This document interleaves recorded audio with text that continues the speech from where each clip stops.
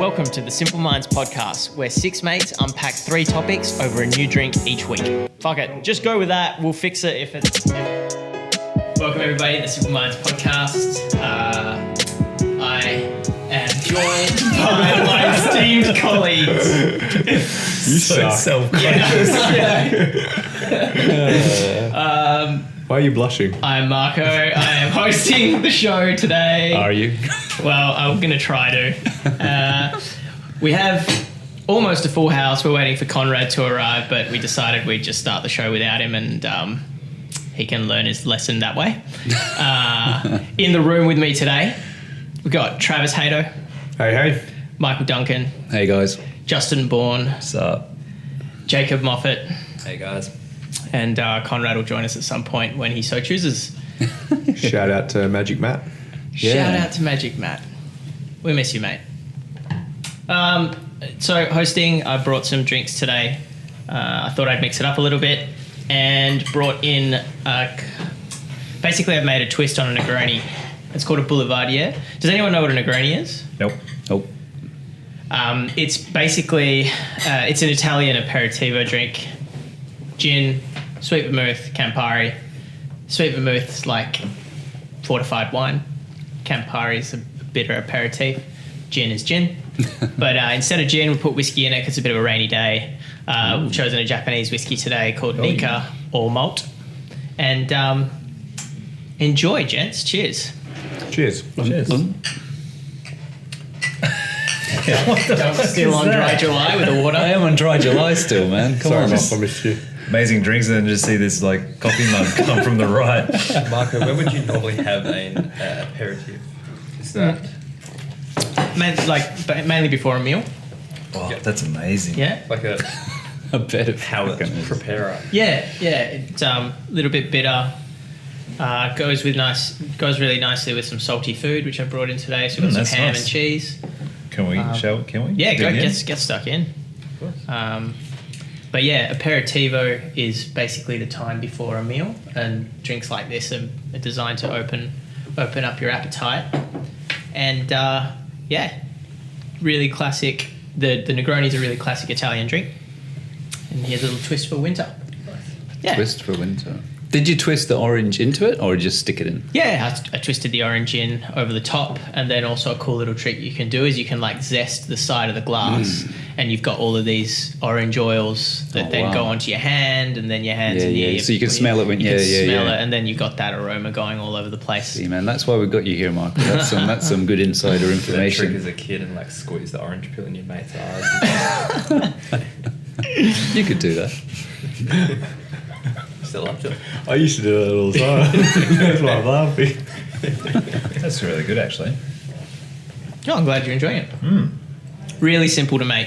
So yeah, just grab Campari, sweet vermouth, and you can pick a spirit, gin or whiskey. What quantities of equal each? measures? Yep. Equal measures over nice fresh ice, and stir it down until it's not super punchy in your face, unless you like it really strong, but you get a bit of dilution and cooling it down and stuff like that. Serve, over ice. And what else have you brought in? So we got ham and what's the cheese? It's a cheese, and I didn't even look at the label, but when I got it from the Restore, which is a really fancy store down the road where we do this podcast, and when I told the girl that it was for having with Negroni style drinks, she's like, "Oh my god, Negroni's my favorite drink. What are you gonna have?" I was like, "Oh, just some cheese and ham." And she's like, "You gotta have this cheese." So we got the cheese. It's really full on cheese, and Justin's about to. And sorry, it's very strong really pungent scent cheese. to it. Ooh, Just knock hello. it back. Just knock it back. Just get Teaspoons it here. done. Yeah, it's teaspoons because it's really runny. So maybe not the most well thought through cheese for this, but like it's actually growing nice, on me. Justin's face says otherwise. But it's really, really pungent cheese for everyone listening. So it's not blue cheese, but it's like a really creamy French. Is it French or is it Italian? Is it? I was in a rush to get here. A shit fact about it, she's like, it's $110 a kilo. This is only $8 worth of cheese, right? So But It's not that bad, Travis. I don't know what you're talking Travis about. isn't a I'm fan. not a pungent cheese sort of person, so I have mixed. Mixed emotions. It's got a nice saltiness. She said it was really salty. Yeah. Yeah. I like it. All right. Actually, I like it. Yeah, back it. Trav, we I'm like gonna it. back it. literally 2 Duncan minutes and I ago have you said you hated it. I didn't say I hate it. I just wasn't sold on it. And now I'm backing myself. Is that just because one other person likes it, or Nah. So we're gonna get stuck into content, I reckon. Justin, we'll hand over to you because you were on this week's. Yes. Last minute call up. I am. Yeah, dropped it in. So I wanted to share today a couple common themes that have come up of late for myself over the last, good week. I went and saw Gary Vee last week in Singapore, which was really cool. Saw him live. He's always good for a bit of a pump up. And for anyone who's familiar with good old GV, I mean he talks the same stuff. So there was nothing really new in the talk that I went and watched. However, it had a massive emphasis on, which is a bit of a thread I think he seems to be on, is like you've got to stop giving a fuck what other people think about you. And he then kind of references that back to most commonly that it's your mum or your dad, and stop giving a fuck about what they think or what they're doing and holding you back. And what was really interesting is from there as well, because I flew to Sydney this week and I've had a bit of travel time. I picked up this, which I've had on my list for a while, an audio book called The Courage to be Disliked. It was I believe it was originally a Japanese book, which has been translated into English. It's written by, excuse my Japanese, Ichiro Kashima and Fumite Koga. Nice. And the book, The Courage to be Disliked. And the themes in it are uncanny to what kind of Gary Vee talks about. And I'm not sure if we've talked about it before, maybe a little bit. It kind of brings me back to Tim Grover type mentality a little bit, and probably a couple of the other themes that we've talked about. Now, the book is a really interesting book. It's a dialogue between a young boy or man and a philosopher per se, and it's really just an interchanging of dialogue kind of throughout. I'm only halfway through. However, with this book, and then on top of that, I've had 3 or 4 conversations this week with people around this element of they're still caring too much what other people think. And I'm guilty of it too, and have done in the past. And I think when I shared the message, Marco was like, is this a bit of an unveiling? And it's not really an unveiling, because I think it's an ongoing journey. It's always something you check yourself. So like when I saw Gary Vee, I was like, oh yeah, what am I not doing because I care about what maybe X, Y, or Z think about whatever it is. And I think a lot of it's subconscious as well. And the book, The Courage to be Disliked, is built off this core of, what is it referred to? Sorry, I've got it Googled here. Adlerian psychology, which is another kind of, I think, Michael, you might be able to help me out here a little bit. Alfred Adler was the psychologist who came up with Adlerian psychology, and he was around with he was connected with the other European philosophers back in the day, Jung and Freud as well. So he was one of these guys that kind of broke away, I think, a little bit from their mother, father sort of thinking of that's where everything comes from. He came up with the inferiority complex was one of the he talks about some complexes, and what I gathered so far is a lot of the psychology is around that everything we do is goal orientated as an individual. However, I don't really want to go down that path, but what was a really interesting statement, which was off this, I guess, caring about what other people think, is that the psychology states or makes a statement around that every problem we face or every situation or everything that we kind of go through in life is actually interrelationship problem, i.e. that everything we have faced as an individual only exists because of the relationships between others. which is a really interesting thing, which kind of is off that same track of every action and everything we do is all about what someone else thinks of us, regardless. Yep. And I kind of wanted to explore that because I thought it was really interesting, and it actually talks about happiness as well, in that, some people are chasing happiness, but at the end of the day, they're not achieving it because they still think or care about what maybe someone else thinks or what they're doing, and there's a lot of subconscious to it as well. And an element of like, do you agree with kind of that statement that every problem you face, every challenge, whether it's, everything we've talked about on this podcast before, actually exists as a, interrelationship problem? And so that's kind of what I wanted to explore, and even exploring kind of the strumming up the courage of not caring what other people think, and any personal experiences you may have there to share, or because, like as I said, there's been quite a few conversations this week which people are like, doing X, Y, and Z, or they're complaining, or they feel depressed, or they're not happy, and it's like, you're feeling that way because you're trying to hold on to something, and that can be the fear of what someone else thinks, or the fear of that action. And that's all just pre-constructed because you actually don't know what the outcome will be. And it's this whole kind of legacy conversation a little bit as well. You can never control what anyone else thinks about you. And so, that's kind of all intertwined and wrapped together. There's a really strong connection with Socrates and Plato and the ancient philosophers with this stuff. Yes, like a direct correlation. Yes. That's where he got a lot of his ideas from, which is Stoic as well in practice. So there's a lot of what we've talked about before, intermingling of that sort of stuff. Yeah. And now we'll have to repeat all of that. Kanye! We'll interlude to a replay of that conversation, so Kanye can join in. No, Kanye just joined in the room a little bit late.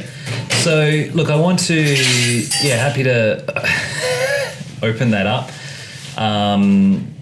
What are your thoughts around that? And I guess to finish off, what I find super fascinating is Gary Vee is kind of bringing this so vocally and so direct to, you could almost say, the masses. And this is stuff that has been around for hundreds of years. It's there, and it's quite fascinating when you acknowledge that Gary Vee's really bringing this stuff to the surface, and the majority of people are like, oh, wow. What the hell? So... Well, I think the interesting part that he talks about is that everybody inside them has got a true self. Like there is somebody inside that is the true indication of who you are, but the relationships around us either smother that or hide it, and you don't become your true.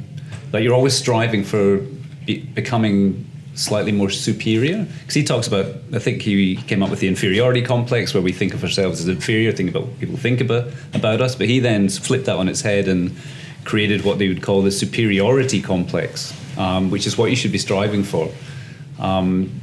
As you said, like not giving a shit about what people think about you and going after that sort of your true desire, I suppose. So inside every one of us, the true self is there, but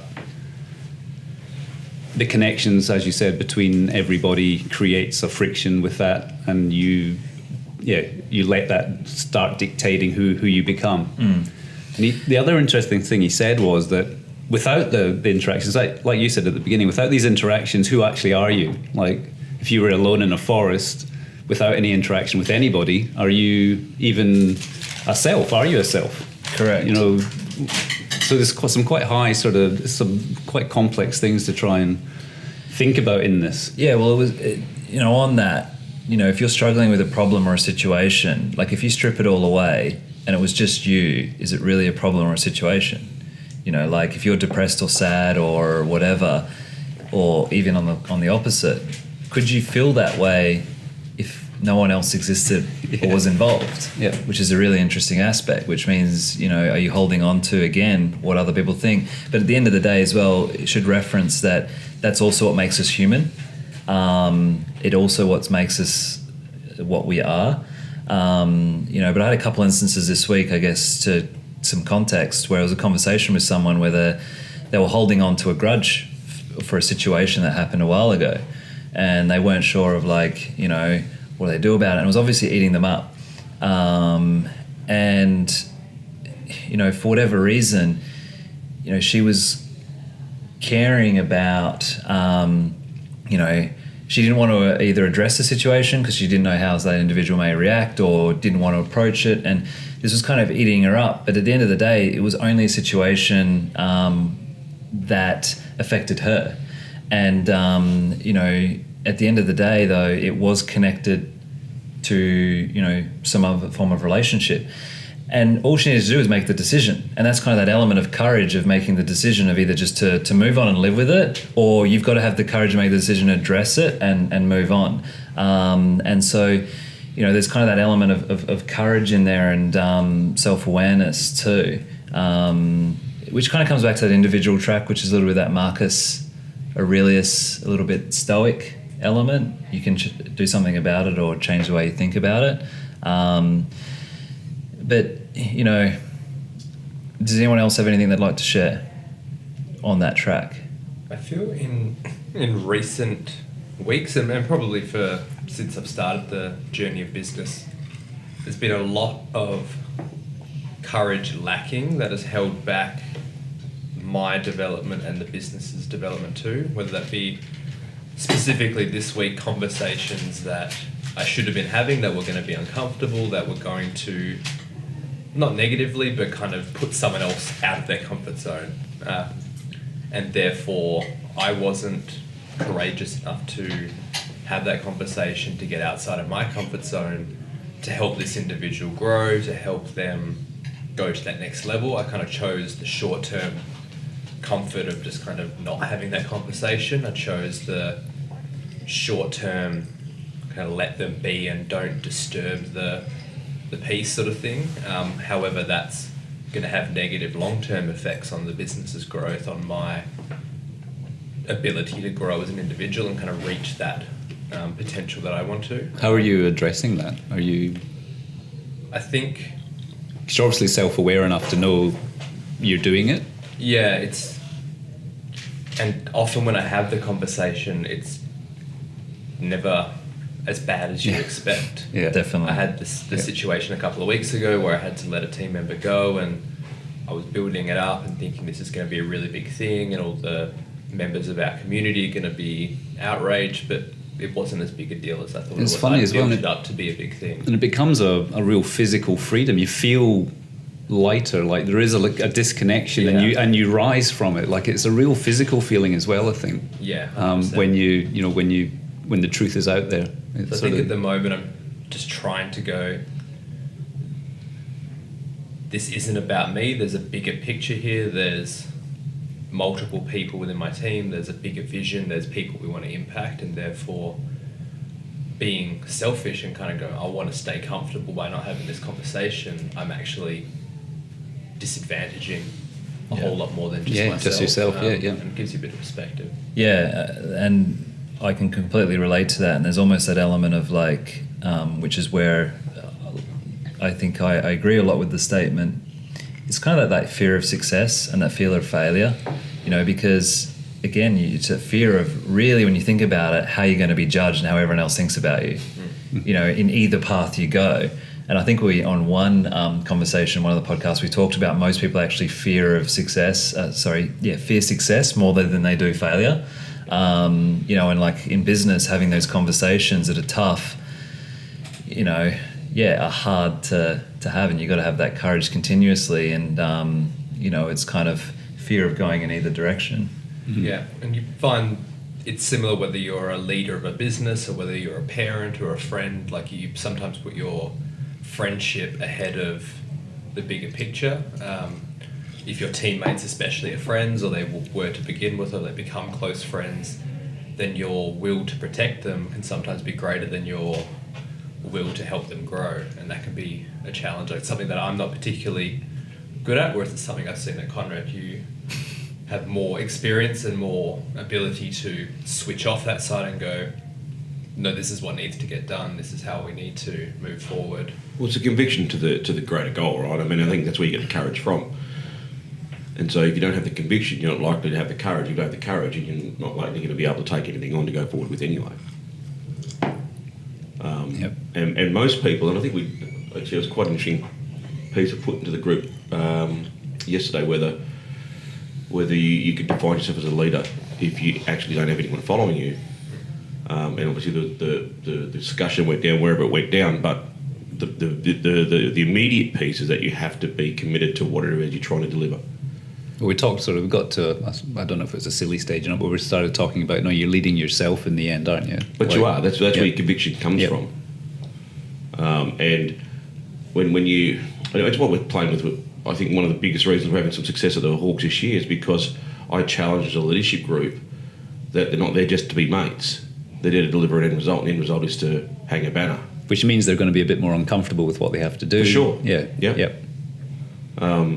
So it's great to be there around friends. It's great to take friends on a journey, but who's prepared to have the uncomfortable conversation? Yep. It's sort of more important to be respected than to be liked. I don't even know if it's more respected to be. I think then you're coming back down to Tim Grover, who gives a fuck? Not even respect. I mean, I think all of those things happen as a byproduct of. You can't aim for respect. You can't aim to be liked. You just aim to deliver. Yeah. And through delivery, and you're committed, convicted, courageous through delivery, then you get a chance at being respected. Yep. Yeah. Okay, we'll still hear a lot of people talk about Steve Jobs not being very well respected by his peers, and his employees, and the people, and his family. Yep. I'd say not very well liked by his peers, but they respected his vision. Yeah.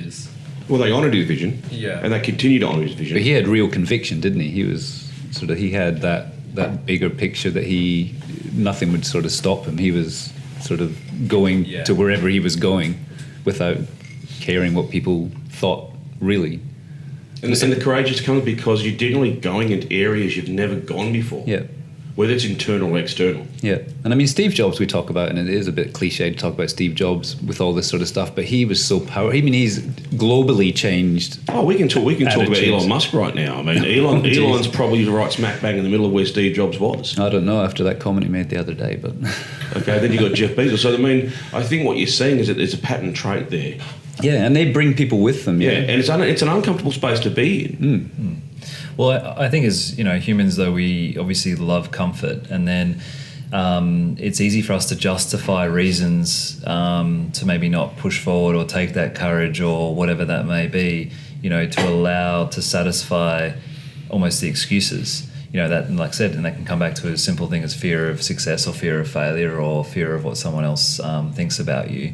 But if you're convicted with what you're doing, there is an element of you just got not to really care, and there's almost that element like if your intent is pure and you're doing the right thing, that's the most important thing. Who gives a fuck? Because like, your intent is what gets you through. Who may say X, Y, or Z about whatever it is, because no one will ever know the full picture anyway. And you might make the wrong decisions here and there, but if the intent was still good, who cares? Well, that's your moral compass, right? And we've seen when intent goes bad. I mean, in the 20th century with Russia and with Hitler, obviously, when intention is bad. Intention is the most important thing. That's the power is still plan. there. Yeah, it's. And I think that's what we actually forget. We don't think enough of. We fall into and we aspire to want. But why? And the thing is, we all want to be loved, don't we? We all want connection with other people, and the easiest way to get connection is to kind of pander to people. Not pander to people. That's the wrong word. Is to say the easy thing, say the nice thing, sort of connect with somebody. It's like without maybe talking bluntly about stuff. More beer, pizza sort of conversation rather than. Yeah, not sure about what those are. I don't know what beer and pizza conversations are these days, mate. What are you drinking, by the way? Yeah. Boulevardier, which is a twist on a Negroni. I gotcha. You substitute gin with whiskey. It's good. Japanese whiskey. Japanese whiskey. Is it the social need to want to fit in that comes back to that a lot of the time? Because that's one thing I struggle with, is that I've always been a bit of a black sheep and sort of not cared a lot with what people think of what I'm doing and how I'm doing it. But then you still struggle with that internal battle of like, well, should I actually fit in, or should I do what the masses do? So I understand where people come from with that sort of stuff. But that's interesting, right? Even the emotional intelligence to know that there's a time to fit in and there's a time to challenge. Because most people are automatically guided in the lane of the masses. Yeah. I was talking to my friend just this week and talking about an article I got shown by a Hindi guru who, I don't know if you can say this guy's name, but apparently the Dalai Lama calls this guy the most intelligent bloke on the planet. But he put this newspaper article up and talked about how 5,000 sheep fell to their death from walking on the side of a cliff.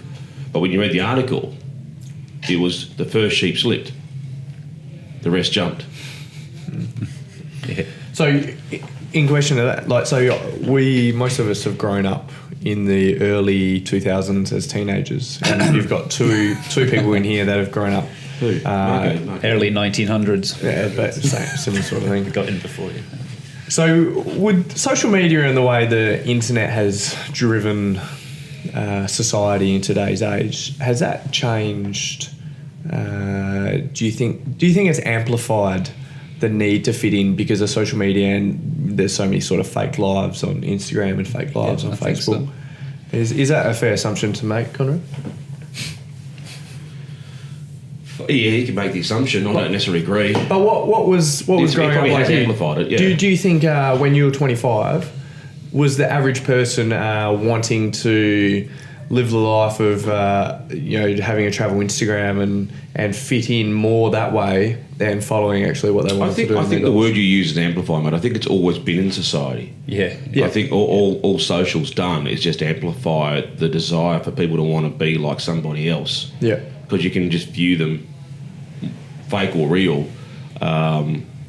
whenever you want. And I think people's bullshit radars are a lot more fine-tuned these days as well. I don't know, mate. I don't know. I mean, you've got this whole, travelling through the airport just recently, Facebook's taken a massive advertising campaign out on fake news. Yeah. You know, so in one of my meetings in Melbourne was around blockchain validating news. So I don't believe that people can have the social skills, let alone the intellect to decipher at the moment. Not everybody.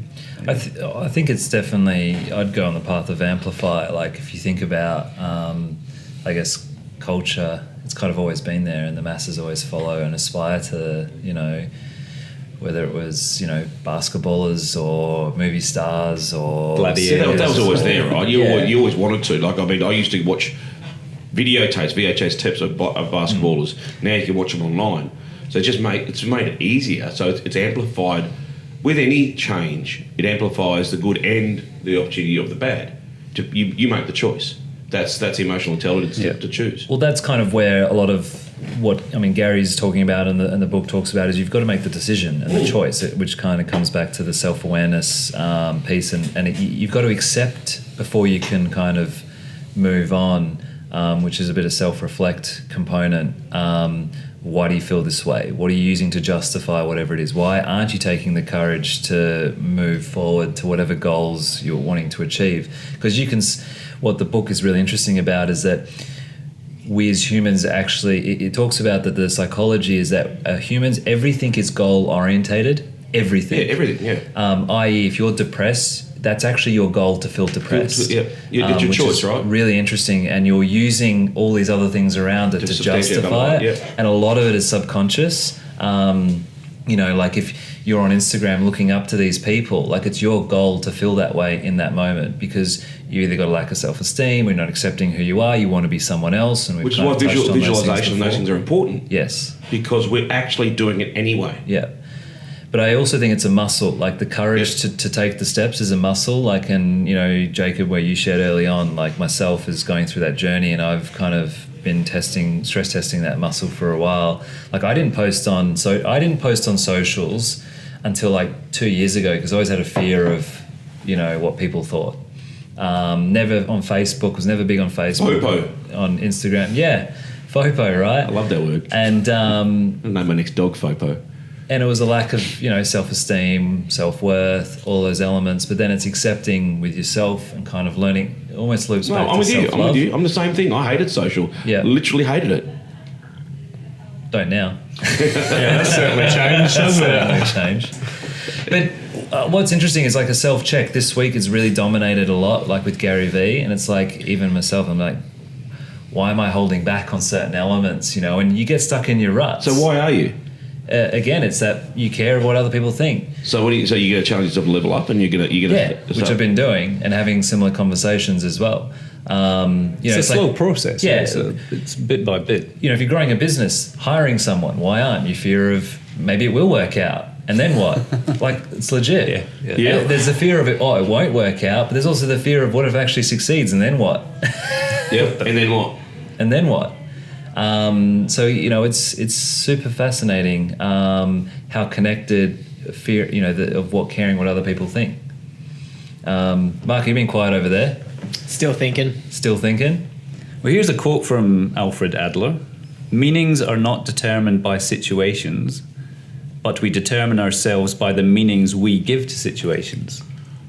Which I think... You know, you guys know me, I don't play in the grey. I don't think the grey exists, but I had a conversation during the week that had to lead me to rephrase how I speak about black and white.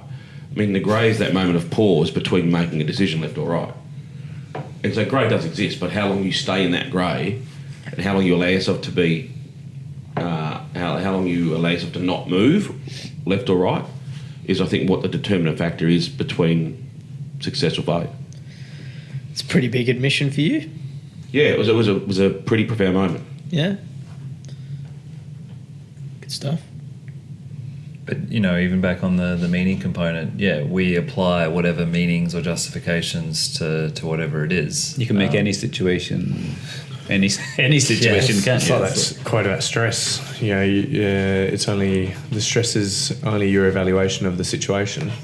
Yeah, it's only as stressful as that exactly the same thing. Yep. Yeah. You know, and like it was fascinating. There was another conversation of all these excuses and all these other elements, and this individual wasn't getting the results or the outcomes because he just wanted to make friends with everyone, but you know that doesn't move you forward to wherever it is you want to go. We've all been there, right? I mean, you might create some genuine relationships, which is amazing, but his fear of wanting to be liked by everyone was actually doing the opposite for him. In that some people probably think he's too much of a nice guy and therefore actually don't like him anyway because he's too, you know, fluffy or blasé, or he wasn't getting the results that he wanted in his life and what he was doing in his work, you know, and it was, but he didn't realise it, you know, he was just like... Well, he's not going to realise until someone points it out to him. You know, and it's... but even then... he was justifying whatever meanings of the outcome of results, or, you know, like, I just need to be doing this, or you know, it's because of this reason or because of that reason. I guess it's almost like an excuse mechanism, because you can put any meaning to justify whatever it is that you want. Yep. I'm not happy because... So what do you think one of the main tools would be to try and break that habit, try and get through to your true the true meaning of who you are? What can we do? I'm happy to close it out if anyone else wants to add. No? Anyone else want to add to any Marco? tools? No, I don't know. Last chance. Nah, we're good. No. I was just letting you guys know that we're close to, but you don't have to cut it in the middle of it. I would answer the question. Give us some thoughts. Yeah, you've been quiet there on this topic. I actually just don't have any thoughts to give, to be honest. Just don't have thoughts to give. What meaning are you giving this situation right now, Marco? What, the fact that I don't have any thoughts to give? Yeah. I hadn't even gotten there yet. I was just like, I just don't have much to say. No, I don't. I honestly just don't have much to say. Yeah. I'm not going to say something for the sake of saying it. Yep. All right, let's move on. I like your T-shirt, Marco. Thank you, Travis. Were you going to finish off? It's not you. Look, I think, you know, it's just a gentle reminder. Well, for me, this week's been a gentle reminder that you have to slowly just keep pushing through and have the courage to make the decision or go through that uncomfortable zone. It's really, you know, that saying, which is you got to get comfortable with the uncomfortable, and it's a muscle, and it doesn't just happen. I mean, you can make the decision. Once you've made the decision, it's the first step. Acceptance, make the decision, but then you have to everything else go. You've got to go through the uncomfort. You've got to push yourself through that, and it will be better for you in the long run. Whatever it is that's uncomfortable, you've got to face, or change your mind about it. You know, change your thought process and the meaning that you're applying to that uncomfort. Change your perspective. Yeah, change the perspective, which just comes all the way back to that root cause of like either do something about it or change the way you think about it. Yep. Because whatever meaning you're putting on it is just your meaning. It's not anyone else's. Yep. And whatever bullshit fabrication you've got in your head of why that might happen, the fear of failure, success, fear of someone not liking you, someone breaking your heart, someone fucking with you or whatever, doesn't exist because it's just your imagination. It's the story, it's the story you're telling yourself. And like as you said, Jacob, and even myself, I dread on some of these conversations I have to have, and most of the time they're actually always more positive on the end of it, and they turn out better than what you think. But you're nervous as fuck going into the conversation, and I guess it is a muscle. I'm becoming better and better at it, and I guess like, you know, your friend Conrad's good at this. It's just practice, I guess. And the practice to be happy, if you want to be happy, and like we've talked about, that's not necessarily but nerves are good, right? goal. Nerves aren't bad. Correct. Nerves mean that you're invested emotionally, which is fine. You're not a fucking robot. I mean, little things like the cold shower in the morning, that action of turning the hot tap off, which is uncomfortable and fearful because you're going to get cold, that's building a little muscle memory in your and putting head. yourself out there. Like if it is, you know, you are scared of posting, post, you know, on social. If you care, you know, scared of something else, it's kind of pushing through it. Or if you're moping around, just challenging what's the root cause of it. Look, at the end of that, the book is phenomenal in helping to identify, I think, you know, causes of those elements.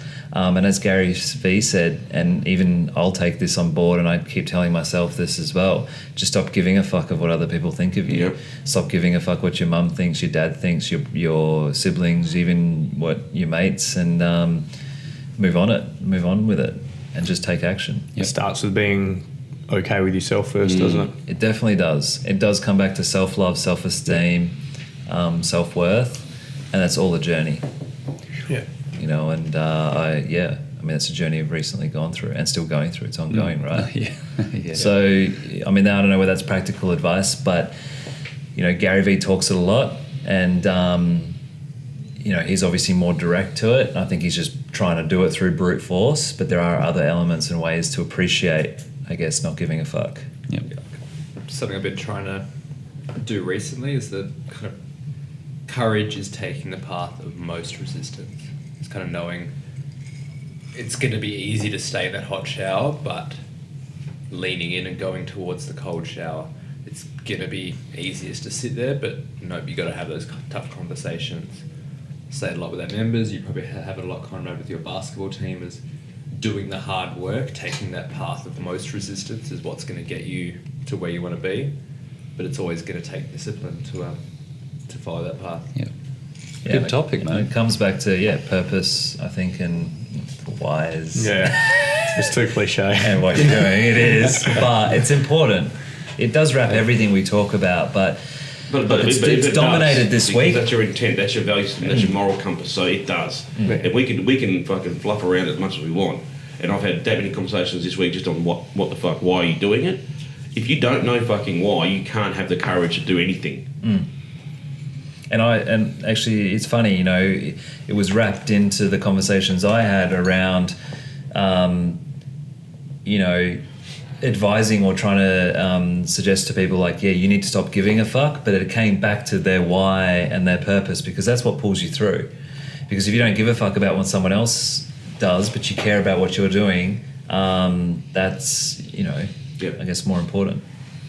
So on that, good reminder. Gary V is always good to check out, but stop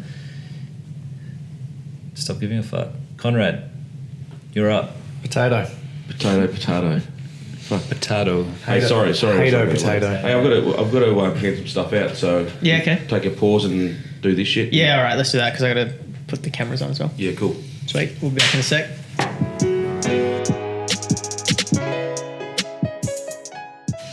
All right, Seriously, we're back. Flaccid straws. Good They're very bendy. I reckon these are really, really scary. But anyway, How come the potato looks like you, Conrad? Mr. Potato Head. Gentlemen, I want to talk about focus. And we've talked about it, I think, in part along the last 30 or so episodes we've recorded in different formats. And it's something which I find myself coming back to now more. What are you doing, mate? Spit it. Be good sound effects. I was taking your focus away from eating a potato. Well played. A raw potato. Keep your focus, Conrad. I'm trying to keep my focus, Travis. I've been up earlier than you this morning. It's all in between my teeth now. I've got a quote here from Tony Robbins. I'll talk to my experience and then I want to take you through an exercise. Yep, cool. Yeah? Hopefully we'll get it all done in time. One reason so few of us achieve what we really truly want is that we never direct our focus. We never concentrate our power. Most people dabble their way through life, never deciding to master anything in particular. Fair statement? Fair quote? Mm-hmm. Yeah. A couple of weeks ago, I think I touched on the fact that a friend of mine is dealing with stage 4 cancer, and she's come out of brain surgery, and she says how much energy she has. And I said to her, it's not that you've got any more energy, you're just more focused with what you're trying to do. You're trying to survive right now. You're not trying to make anybody else happy, you're not trying to fucking look for any shopping specials, you're trying to survive. Yep. Yeah. Yeah? So her focus is what's allowing her to feel more energised. Yep. Yeah? And so when we're on our journey as entrepreneurs, when we're on our journey as people, the more focused people always ask me, how do you have that energy? It's because I'm focused on what I'm trying to deliver. And talking about what you were talking about earlier, Justin, I'm very clear with what my why is and where I'm going and what I want to achieve. And that's what fuels me. I came across this book back in 2009. It was given to me at a time it was pretty tumultuous in my life. I read the book. I connected with the author and spent some time with him over the last 12 months at different stages. The book's called The Magician's Way, and the author's name is William Whitecloud. And in the book, one of the first parts of the book that really intrigued me, there's two parts. He talks about this meeting with a golf coach, which is a real life person and teaches golf through life lessons. And one of the first lessons in this book was staying outside your swing circle. So it's becoming comfortable with the uncomfortable. Yep, not trying to control things too much. The other part he starts going through was a situation in the book where the main character is encouraged to learn about focus through putting a straw through a potato. And when I heard about this and read this, and I understood that it was something that could be done, but in my head, it still seemed like an impossibility and improbability. And so I never tried it. Everyone asked me, people that read this book said, have you tried this, have you tried it? And I hadn't tried it up until recently. And it's right at that point when you think, can you? I've seen people break boards, I've seen people break tiles. Justin, you're a taekwondo, you've got to break tiles. Is that what you got to do with your boards? Yeah. Done boards. So same thing, yeah? Same thing through martial arts. It's that focus, keeping that distraction out, and at that point of impact, you're able to do whatever you're meant to do. Is that a fair assumption? On that, a tip for breaking a board is you actually look past the board, which is interesting. Like, you actually don't aim for the board, you kick through the board. So, because that's the end result, right? That's the end result, Jamie. You want to get through the board. You're not actually aiming to hit the board, you're aiming to get through the board. Yep. And so when you're setting your vision, it's not about what you're actually trying to achieve, it's what the next day looks like. Ooh, yep.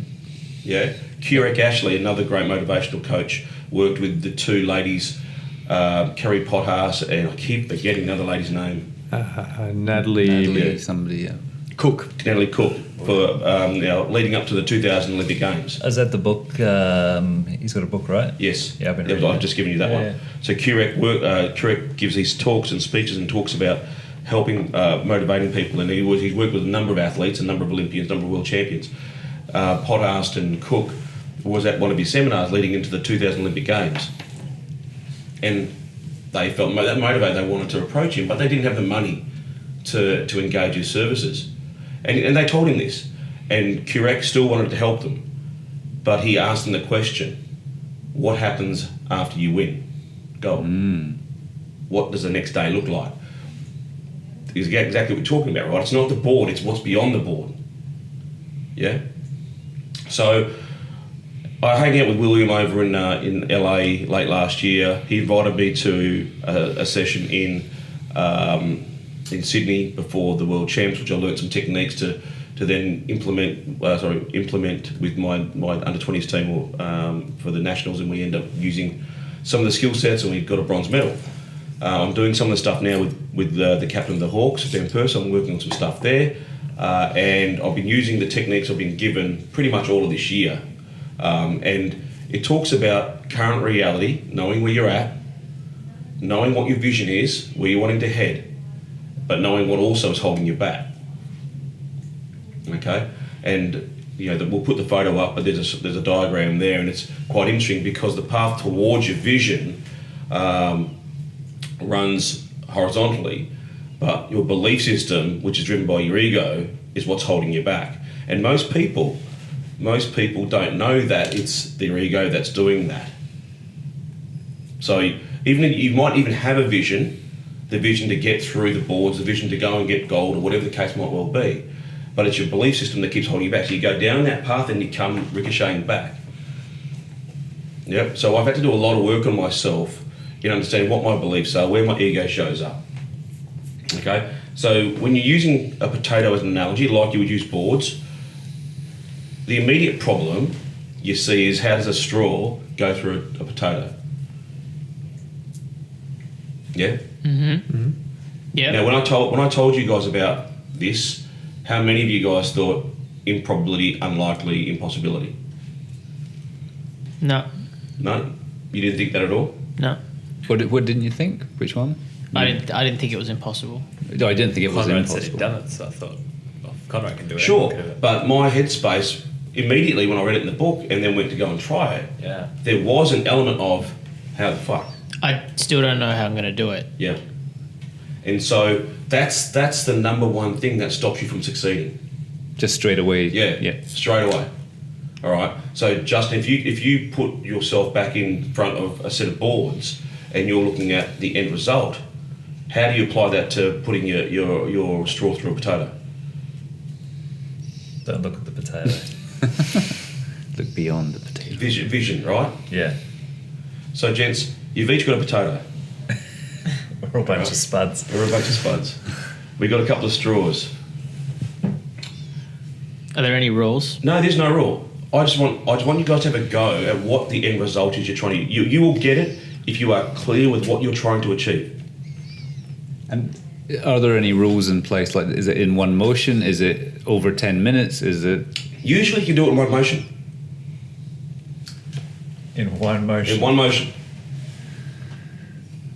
All right. Through, all the way through. All the way through. All right. So we'll have a crack. We'll probably cut this for a bit, and then we'll come back to it. Oh, Talk about what we're doing.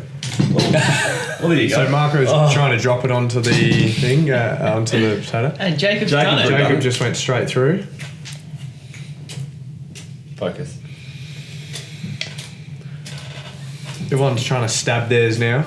I They're tried terrible straws. to. They are terrible straws, but Jacob's done it, so you can do it. I tried to tighten There we my go. point on it. You got it. Got it.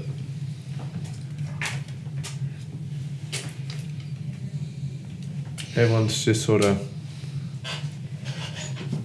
attacking it now.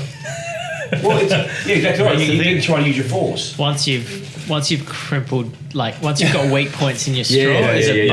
bugging New straw. There's more grab a new straws. straw. screwed? Yeah, but It's gotta be is that like- what's the metaphor in a crumpled straw? But pay attention to your thoughts, guys, where they change and what you try to do. There's a story from a book I've been listening to recently called The Third Door. Oh, yeah. And he talks about this mentor that tells him about this concept of the exclusion list. He says, write down the 25 things that you want to achieve in your life on a piece of paper. Copy the top 5 across to a second bit of paper, and then numbers 6 to 25, ignore. It's like, oh, but there are some things on that list that I want to achieve. They're really important to me. It's like, no, if you don't focus on the 5 most important things on your list, then you're never going to be able to achieve those 5. So Okay. you've got to be okay with excluding or ignoring some things that are important, that are probably pretty good ideas, but if they're not the top 5 or like not the most important ideas, and the lack of focus and that split attention is gonna Travis clearly failed focus at school.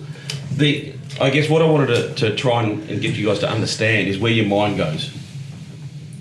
All right, and if your mind deviates from something as simple as putting a straw through a potato, then when the decisions are harder, when situations are more difficult, the noise and the distraction is real and bigger.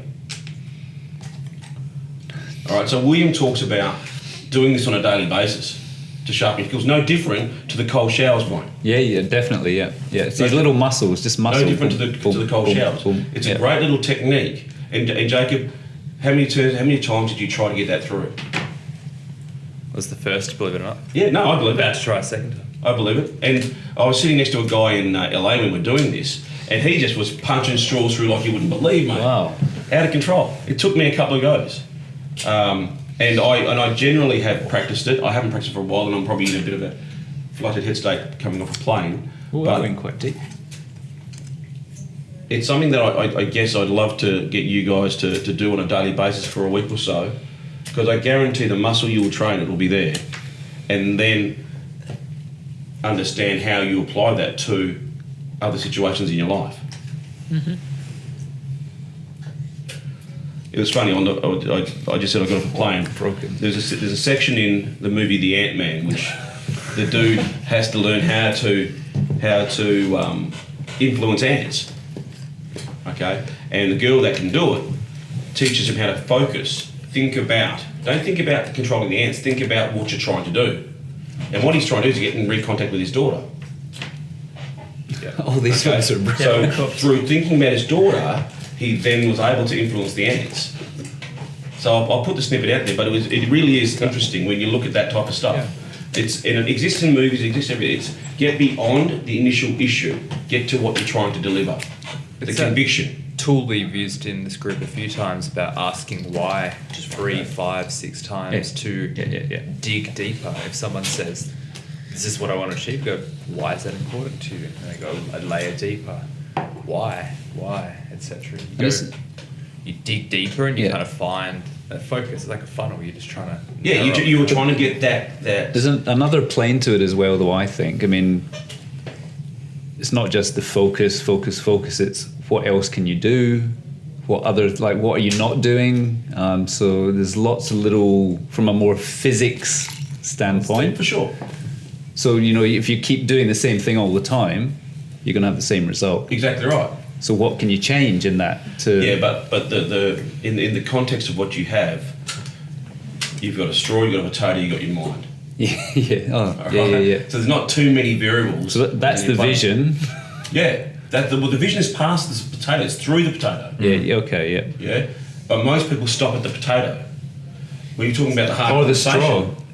They may stop at the straw. Some people say, well, the straw is different, or the straw is... I said, my excuse was, the straws are shit. But they're not. Like, if you guys have done it, clearly it's not the damn straw. Yeah, I got a dud potato. It's got a seed in it. The freaky thing is, it looks like an ant at the end of it. Porcupine. So guys, that's the thing. I mean, my challenge to you guys is over the next week, grab a spud, keep doing it until you can do it. And I was at a stage in my life just shoving these things through like you wouldn't believe. And I don't practice it anymore. I went back to it in LA, and it took me a couple of goes to get it through. I'll stay with it again tonight till I get it through, just to get myself back in sharpness. But just pay attention to your thoughts. That's all. I mean, physics aside, if you pay attention to your thoughts, that's going to give you enough of an indication of how convicted and committed you are to wherever it is you're trying to go in any given situation. It's just a tool. Have you done 3 in a row, Jacob? Perfect. Perhaps.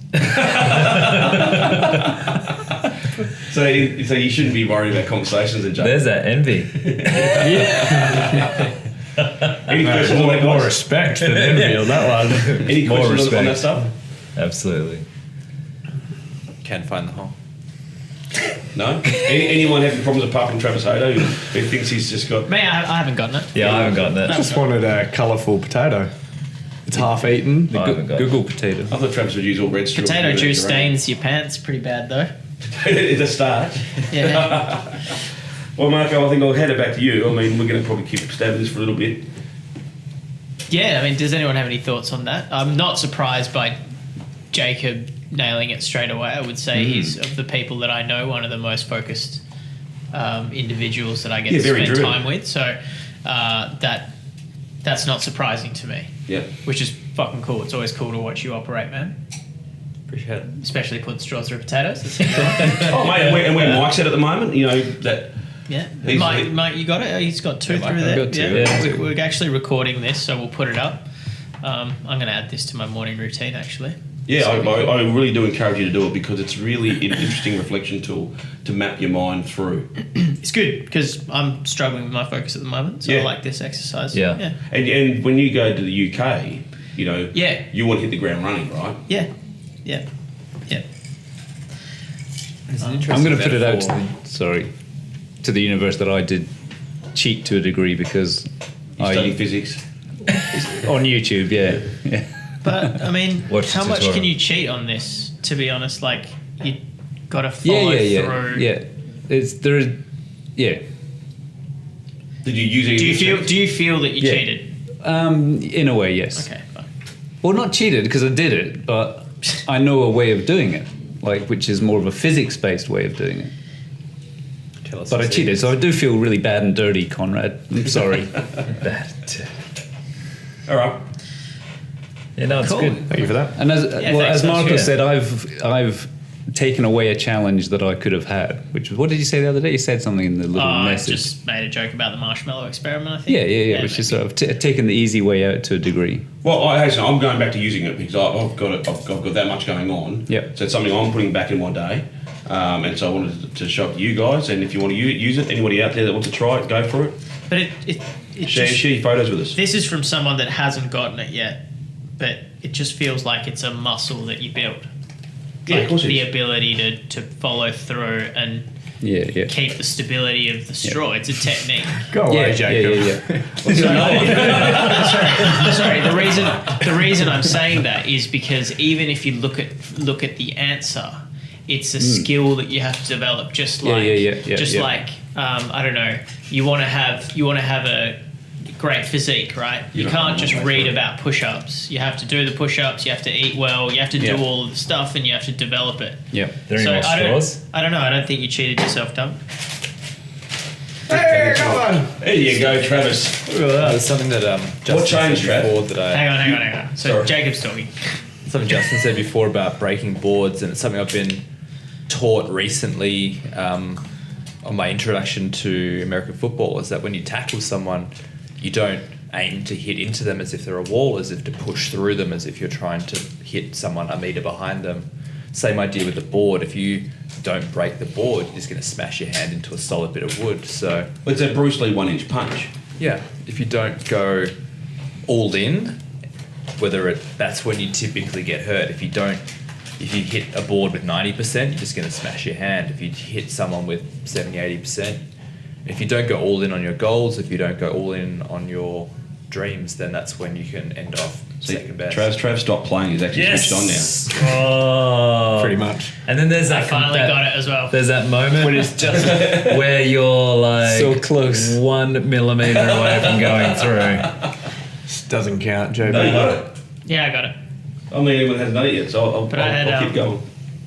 I think you just keep going. I just started on straws that already kinkled though, so I was like, I didn't want to use the fact that it wasn't Here's a a challenge fresh to you straw. guys. Go lengthwise in your potato. Oh, Oh, Jesus. go that way. Okay, and the dude in LA, He's doing that. Jacob's doing it. He was doing it every way. Yeah, Jacob's Jacob's probably like, done it. Jake will just look at it. Ooh. Yeah, it's crazy. No. This is seriously cool. People, go get a potato and a straw and book out the rest of your day. But it does highlight the importance of focus. Yeah, it does. Absolutely. It just In gives anything it you to wanna you do. right there. Yeah. And It's easier to get them boards. Yeah, no. but also focusing on and What changed with you? What changed with you? Oh, I You took it seriously? Yeah, I took it seriously. Yeah, you wanker. But no, what it was is I now I looked at what I had done the previous 4 times and said, well, why aren't I going through it? And I was like, well, I need more speed. I need to follow through. Yep. And that was 2 things that I kind of I figured out. So it's having the focus to reflect on that and look at what you're doing wrong, and then be able to do it correctly the next time. Yep. So no, it was a good little exercise. It's really cool. That's a little bit to you guys. Side. And actually, Really enjoyed that one that. I wasn't using. I was doing more just the focus thing rather than what I know can work. Oh, okay. Well, there Which is you go. interesting. Fun fact: 2 years ago, my word for the year was focus. Yes, I And remember then that. last year was hustle. What's this year? Potato. Still hustle. Still hustle, yeah. Yeah, I don't This know. year's potato. I just like hustle. But yeah, there you go. Cool, guys. Cool. So I think we'll. Oh, sick. Got another one. Unless anyone's got any further potato-y thoughts. We got a lot of chips to break. Yeah. How was the drink, guys? Was it alright? Yeah, great. Yeah, I hope cool. I've read a lot of it. Actually enjoyed it. Yeah, very nice. Great. Cool. Well, glad you enjoyed it. Thanks, everybody that's listened. We really enjoy your company. Especially really to the enjoy- last 15 minutes. Yeah, I mean, we'll put up some video of it, but it's a really interesting exercise. I mean, I think it's worth trying. Well, I think it does reinforce as well setting a vision, setting something that's a little bit more ambitious as well, like looking past as opposed to just looking in front of you. Did you get another one? I Nearly. got it like 80%. The full length. It's all the gym. I'm just falling short now all the time, but that's all good. Cool. So, wrap it up. Thanks, guys. We'll catch you next time. Thank you. Cheers. Bye. Bye. Champagne.